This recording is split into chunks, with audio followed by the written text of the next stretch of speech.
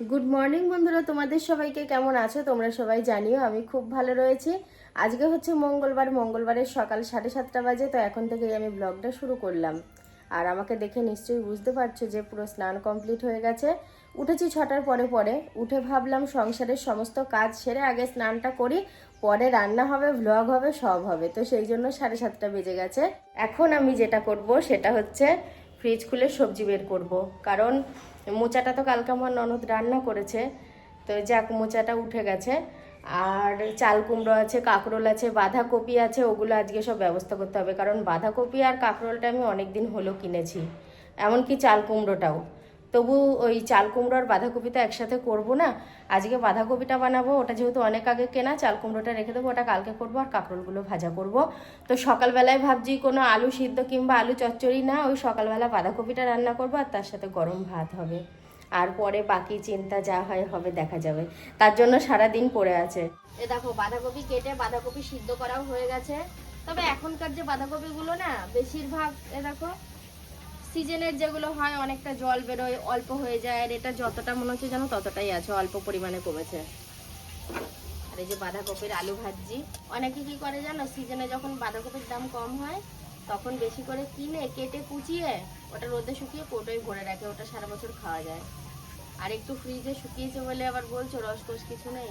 চিনির কৌটোটা সবেমাত্র কিছুক্ষণ আগেই এখানে রেখেছি, দেখছি কি ভেতরে 2-5টা পিঁপড়ে ঘোরাঘুরি করছে। তো আমি একটুখানি ঝেড়ে ঝুড়ে নিচ্ছি, খুব অল্পই। তবে যেখানে আমি চিনির কৌটোটা রাখি লক্ষণ রেখা দিয়ে ঘেরা থাকে, সমস্ত কৌটোই ওইভাবে রেখে দিই, তো সেইখানে রেখে দিলে আর পিঁপড়ে মানে ঘুরবে না। কাঁকরোল ভাজা আমার তো বেশ লাগে খেতে, আর ভাজলে মোটামুটি সবাই খায়। তো মায়েরও পছন্দ, আমার কর্তারও পছন্দ। আর এখানে দেখো বাঁধাকপিটাও হয়ে গেছে, আর এখানে কাঁকরোলে এবার লবণ হলুদ মাখিয়ে তারপরে ভেজে নেব। তো কাঁকরোলগুলো ভেজেও নিচ্ছি। আমি তো এটাকে কাঁকরোল বলি, অনেকেই বলে। আর আমাদের বাড়িতে সবাই কি বলে যেন, ঘি করলা বলে। কি এইগুলো দিয়ে নাকি ঘি ঘি গন্ধ বেরোয়, কিন্তু আমি অনেক চেষ্টা করেও এর মধ্যে থেকে ঘিয়ের গন্ধ আবিষ্কার করতে পারিনি। ওইদিকে তো কাঁকরোলটা ভাজা হচ্ছে আর দুধ গরম করছি, আর আমার কর্তা এদিকে দেখো কি করেছে। এই জিনিসটার খুবই প্রয়োজন ছিল, ঘরে চাল বাড়ন্ত হয়ে গেছিলো, ওই জন্য চাল আনতে গিয়েছিল দোকানে। তো ওই যে চালটা এনে এখন ভেতরের দিকে তুলে রাখছে। খাওয়া দাওয়া হলো সকালে খাওয়াটা ভালোই হলো। বাঁধাকপি আর কাঁকরোল ভাজা।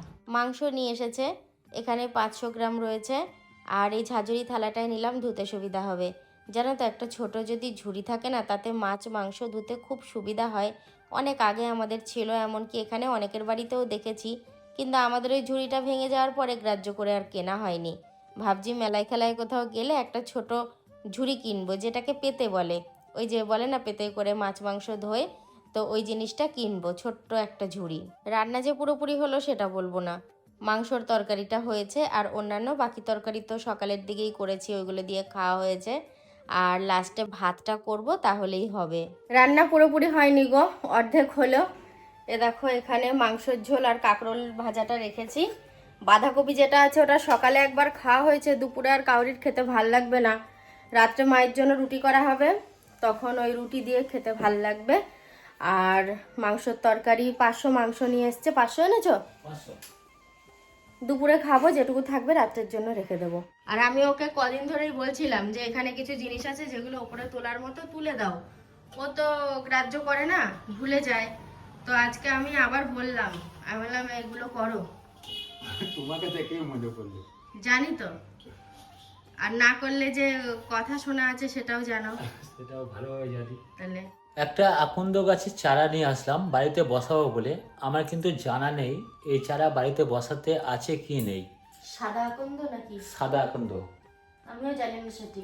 তাই আমি আসার সাথে সাথে গিন্নিদের বলছে তো, বন্ধুদের বলতে গিয়ে যাই হোক আমার কিন্তু টানা বেরিয়ে গেছে। আমার যা গিন্নিকে গিন্নি গিন্নি করে ডাকে, তো তা বন্ধুদের বলতে গিয়ে গিন্নিদের বেরিয়ে গেছে।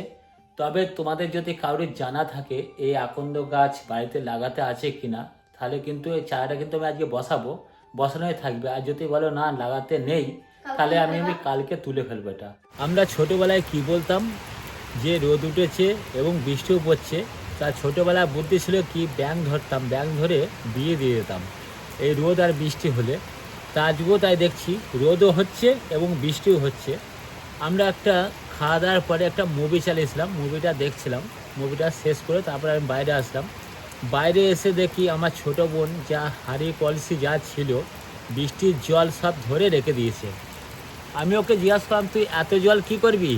বললো, দাদা বৃষ্টির জলে কিন্তু ভাত হয় খুব ভালো। আমিও কিন্তু জানি খুব ভালো ভাত হয় বৃষ্টির জল দিয়ে, ওর কোনো আয়রন থাকে না, তার জন্যে বৃষ্টির জলে ভাতটা খুব পরিষ্কার হয় এবং খুব ভালো লাগে খেতে। তা যাই হোক, মুভিটা শেষ করে বাইরের দিকে এসে দেখি এত বৃষ্টি। আমি জানলাম কি, আমি তো বৃষ্টিটা দেখছি, রোদও হচ্ছে বৃষ্টিও হচ্ছে, তা বন্ধুদের সাথে একটু ছাদে উঠে শেয়ার করি, তাই আমি ছাদে চলে এলাম। আমি যে জায়গাটায় দাঁড়িয়ে আছি ওই জায়গাটায় কিন্তু বৃষ্টিটা আমার গায়ে লাগছে না, তোমরা কিন্তু বুঝতে পারছো, কারণ বৃষ্টিটা উল্টো দিক দিয়ে এরমভাবে পড়ছে, মানে ওই ঘরের চালের যেরকম ঢেউ থাকে সেরমভাবে। এই বৃষ্টি গায়ে জল লাগবে না তো। ও আমার জল লাগলেও ঠান্ডা ঠান্ডা লাগে না। আমার মতো কারা কারা বৃষ্টিতে ভিজতে পছন্দ করো? আমি বেশ পছন্দ করি। উপর থেকে নেমে আসলাম, আমার কর্তা নামিয়ে দিল, বলল কি চলো নিচে গিয়ে ভালো করে গায়ে জল দিবা। আর এই যা বৃষ্টি হচ্ছে, এই বৃষ্টিতে অন্তত ভালোভাবে স্নান করা যাবে না। আর ওখানে বালতিতে আমার ননদ জল ধরে ঢাকা দিয়ে রেখেছে ওই ভাত রান্না করার জন্য। বৃষ্টিতে তো তখন ভিজলো ছাদে, ওকে বললাম কি তুমি করো, ওই চেঞ্জ করে নাও। বলছে না আমি চেঞ্জ করব না, ওই ভিজে জামা কাপড়েই আবার চায়ের টাইম হয়ে গেছে, চা খেতে গেছে। তো এই যে এখন এসে শুয়েছে, গায়ের জামা গায়েই শুকিয়ে গেছে, আর চেঞ্জ করার কোনো দরকার নেই। আর আমার ভেজা শাড়ি টাড়িগুলো আমি রেখে দিয়েছি, কালকে ওগুলো সার্ফে কেচে তারপরে মেলে দেবো দিনের বেলা। আরে ঘরে শুয়েছিলাম, আমার ননদ এসে চেঁচাচ্ছে, বলছে আলু নিয়ে চলে গেল নাকি তোমাদের। দিয়ে আমি তাড়াতাড়ি করে সিঁড়ির তলায় গেলাম, দিয়ে দেখি না আলুর প্যাকেটটা পুরো ঠিকঠাকই আছে। বলছে হনুমানে মেলা বসিয়েছে। আর আমার এখান থেকে গেটটা খুলে ভাতের হাঁড়ি তো আগে প্রায় দিনই নিয়ে যেত, কখনো কখনো ব্লগে শেয়ার করেছি, যাচ্ছে তাই ব্যাপার করে পুরো। আর গিনি 6টা রুটি হয়েছে, 5টা গিন্নির একটা, আমার একটা, তোমার দুটো, আমি খাবোই না, আমার ভালো লাগবে না। রুটি তো করে নিয়ে আসলাম, আমি আজকে একটা প্যাকেট ভাঙলাম আটার, তো ভাবলাম যতটা লাগবে, বাকিটা কৌটো রেখে দেবো। এই যে কৌটোয় রেখে দিলাম। আর চিনির কৌটো, চায়ের কৌটো বের করেছিলাম, সন্ধ্যাবেলা চা খেয়েছি। আর এই বছরের একটা নতুন জিনিস, এই দেখো তাল। এই তালটা দিয়ে আমি কি করব নিজেও জানি না। আমার ননদ এরকম মাথায় করে নিয়ে এসছে তালটাকে, ওখানে গেটের সামনে এসে দাঁড়িয়ে রয়েছে, বলছে নাও। এই যে এটা দিয়ে আমি কি করব? তালের বড়া, তালের রুটি, তালের ফুলুরি। দেখা যাক, কালকের দিনটা আসুক। কালকের দিনটা অবধি থাকবে, এমনি পেকে গেছে তালটা। ফ্রিজ থেকে তরকারি বের করলাম। বাঁধাকপিটা গরম করা একটু সমস্যা, এটা তো ধরো শুকনো জিনিস, এটা গরম করতে গিয়ে একটু সমস্যাই হবে, তবুও গরম করবো যেভাবেই হোক। আর এই হচ্ছে মাংস, দুপুরবেলায় 500 মাংস, দুপুরেও অল্প করে খেয়েছি, রাতের জন্যও রেখেছি একটু। রাজু আমাকে বলছিল মামি আলুর বিরিয়ানি খাও, ওর বিরিয়ানি খেতে মন চাইছে। আমি বললাম না, আমার আজকে মুড নেই বিরিয়ানি খাওয়ার, তুই খা। বলছে চিকেন তো আছে, আলুর বিরিয়ানি আনো, অল্প পয়সাতেও হবে, খাওয়াও হবে। আমি বললাম আজকে আমার ইচ্ছে করছে না খেতে, অন্যদিন খাবো। আমার আবার বিরিয়ানি যখন তখন ভালো লাগে না। ওই নিয়ে যাবা, দুটো করে ইট বয়ে দেবে। হ্যাঁ ও যাবে বলেছি, কালকে আমার লোক কম আছে। হ্যাঁ, ওকে নিয়ে যাবা। এই যাবি ওর সাথে কাল থেকে কাজে। দেখাশোনার দায়িত্বে থাকবে। ছাদে চলে গিয়েছিল মনে আছে? তোমাকে দেখে আরো একবারে পুরো ছাদে চলে যাচ্ছে সব কটা। এখন ঘড়িতে বাজে 7টা 15। এতক্ষণ আমার কিন্তু পাড়ায় থাকার কথা, আছি আমি বাড়িতে শুধু আমার গিন্নির জন্য। ও সন্ধেবেলা রুটি তৈরি করেছে, আমাকে বললো তুমি রুটি খেয়ে যেখানে বেরোবা সেখানে যাবা, আমার কোনো অবজেকশন থাকবে না, তুমি রুটিটা খেয়ে যাও। তা ও এখন বাইরে তরকারি গরম করছে।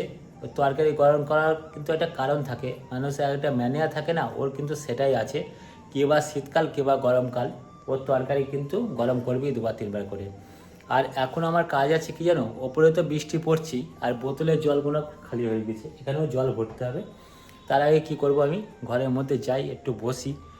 আর সব থেকে বড় কথা হচ্ছে কি, ওর যে ঘরের মধ্যে যদি কোনো জিনিস থাকে, বিশেষ করে কোনো মেডিসিন, সেটা হচ্ছে স্যারিডন কিংবা গ্যাসের ট্যাবলেট। ওর কিন্তু এটা দেখলেই ওটা অভ্যাস। এই দেখো, কালকে এনেছি, আজকে শেষ, এই যে এখানে পড়ে আছে। কালকেও খেয়েছে, আজকেও খেলো, বললো কিনা আমার মাথা খুব ভার হয়ে আছে, তাই আমি সাইরনটা খেয়েছি।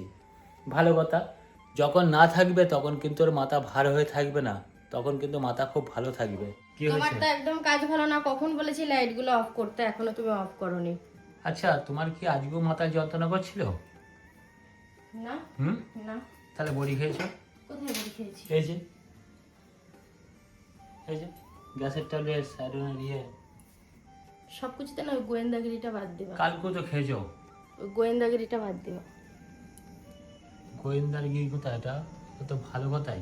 কোথায় ওষুধের খালি খাপ পড়ে রয়েছে সেই দিকে নজর। তুমি খেতে পারবে, আমি বলতে পারবো না। না, ঠিক বলতে আছে, পারবা না। এখন আবার এই ঘরের মধ্যে কি করবা? এদিকে এদিকে এই যে রুটিটা নিচ্ছি, সব তো হয়েই গেছে। মাকে দেবো আর তার সাথে তোমাকেও দেবো। দুটো রুটি এখন টিফিন করো, আমার রাত্রি 10টা বাজলে, এখন 8টা 5 বাজে, খাওয়া দাওয়া করবা। আর বন্ধুরা, কালকেও তাড়াতাড়ি ভিডিও শেষ করে দিয়েছি, আজকেও তাড়াতাড়ি ভিডিও শেষ করে দিচ্ছি। মানে মাকে খেতে দিয়ে এসে, আমার কর্তাকে খেতে দিয়ে, আমি একটু হাতে পায়ে জল দিয়ে একটু ফ্রেশ হয়ে তারপরে নিজের মতো করে শোবো। তো চলো, আজকের মতো গুড নাইট বলছি, দেখা হচ্ছে আবার কালকে থেকে।